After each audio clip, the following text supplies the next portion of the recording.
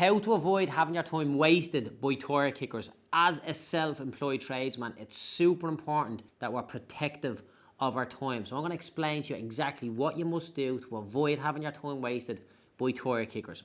When somebody calls you and they want to talk to you about a job, this is the exact process you must follow. When you take the call, the first thing you say to the client is, "Let me go down to my van and get my book." You then walk down to your van and get your book. But your book is not a standard diary. Your book needs to be a custom designed inquiry book. It's a simple document that you will compile following these instructions that will help you weed out all the tire kickers from the very start. You get into the van, you're on the phone. "Now, let me get my book. Let me get my pen. What's your name there?" You write their name down. "What's your phone number?" You write their phone number down.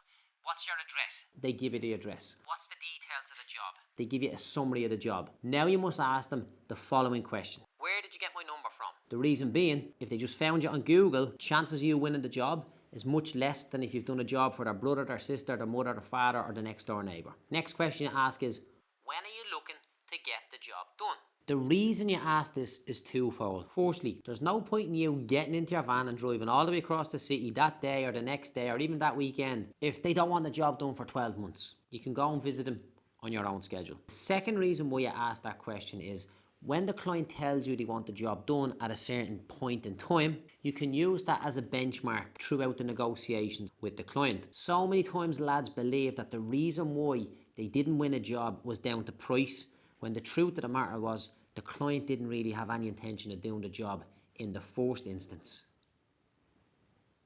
When I get to you, I can give you a handwritten quotation for the job while I'm there, or if you need a printed one on headed paper for a bank or credit union, it will take a few days extra to get that to you. So which one will you need? There's a very specific reason why you asked that question. I'll let you have a guess in the comments and I'll tell you at the end of the video. But at this point in time, you're talking to the client for 5 minutes. You've got their name, their address, their email address, the details of the job, where they got your number from, when they're looking for the job to start, and when you find out whether they want a printed quote or a handwritten quote, you actually then know if they have the money to do the job or not.